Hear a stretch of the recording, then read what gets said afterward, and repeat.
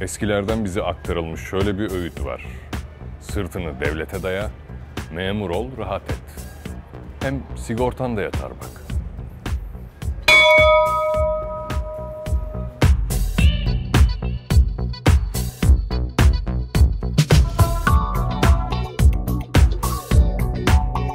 Bu ülkede memurluk resmen kutsal sayılıyor. Aileler çocuklarının memur olabilmesi için hiç desteklemedikleri kadar destekliyorlar. Çocukluktan itibaren sıradan biri olmasını telkin ediyorlar. Sırtını devlete daya cümlesindeki devlet kelimesinin yerine dünyalık başka bir şey getirdiğimizde bu lafın ne kadar çirkin olduğu ortaya çıkıyor. Sizi bilmem ama bu anlayış beni inanılmaz rahatsız ediyor. Bir milletin hayali kaytarmaya yönelik olursa biz hangi ilerlemeden bahsedebiliriz? Hemen bir düzeltme yapalım. İşini hakkıyla yapan memur kardeşlerimiz alınmasın ama yapmayanlar köküne kadar alınabilir. Problem yok. Onlar devletin kapısındaki hilebaz dilencilerdir. Hepimiz biliyoruz ki bu ülkede hiçbir iş yapmadan maaş alan memurlar var. Hatta bununla gurur duyuyorlar. Ayıp değil mi? Değil kardeşim. Ayıp demişken şu laf kulağımda çınladı. Yalnız saat 5'e 10 var. Bir memur sloganı. Mesai saatini 3-5 dakika aşma ihtimalinin büyük endişesi.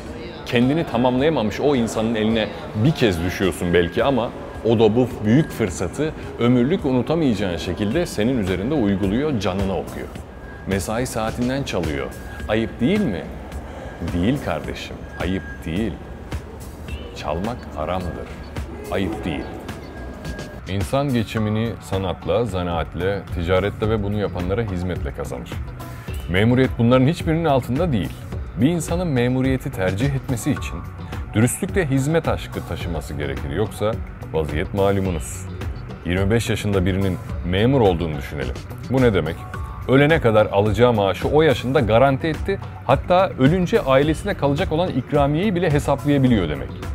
Büyük bir ahlaki mevzu olmadıkça ortalama hayatını sıfır riskle sürdürecek demek. Peki hayatından risk kavramı kalkmış bir insanın üretmesi, ekstra gayret göstermesi beklenir mi? Beklenmez. Memuriyetin insan fıtratına ne kadar zıt olduğunu anlatabildik mi? İnsan hayatından riski kaldırırsanız kendini geliştirmesi için hiçbir sebebi olmaz. Memuriyet insanı tembelliğe sürükler. Memur bir milletten üretim çıkmaz. Risk almayı bilmeyen toplumdan o muhteşem fikir çıkmaz. Bizde hayaller, Ayvalık'taki yazlıkta torunlarıyla aile tatil yaparken bir gece yatağında tatlıca ölüvermek üzerine kurulu, böyle fiş çekilmesi gibi.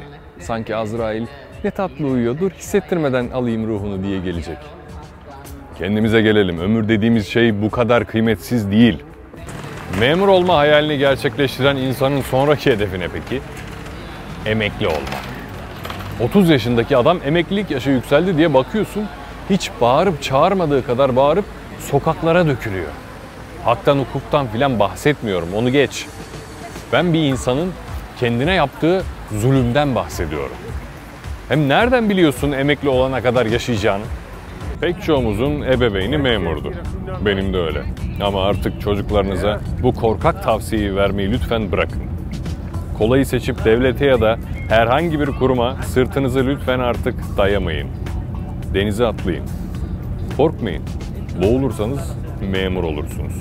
Ama yüzebilirseniz cümle alemler size memur olur. Çok sevdiğim ünlü reklamcı Bin Bernbach'ın şöyle bir sözü var.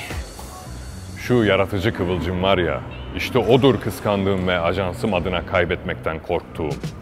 Ben akademisyenler istemiyorum. Bilim adamları istemiyorum. Doğru şeyleri yapan insanlar istemiyorum. Ben ilham veren şeyler yapan insanlar istiyorum. İlham veren insanlar olabilmek için hadi bu videodan sonra hayatımızda radikal kararlar alalım ve üretmek için gayret edelim.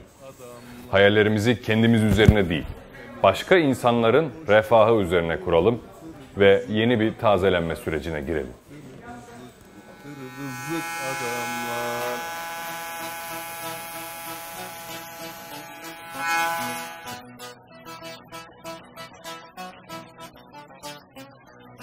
Önce insan sanarsın, tanışınca yanarsın.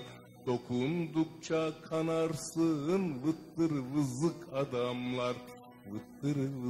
vıttır vızlık adamlar.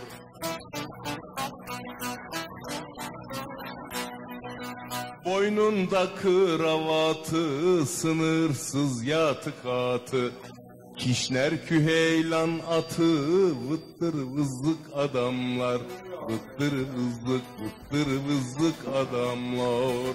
Bunu düşünmeniz için 21 gün süreniz var. O sürede ben de biraz reklam arası vereyim.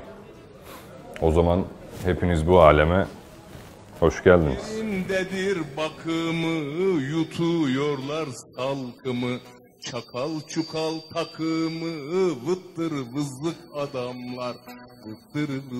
Vıttır vızlık adamlar.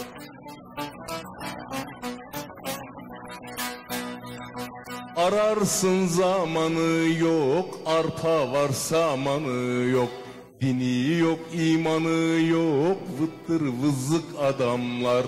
Vıttır vızlık adamlar.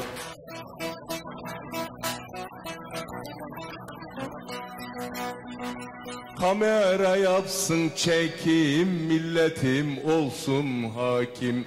Kahballı kim, sizler kim? Vıttır vızlık.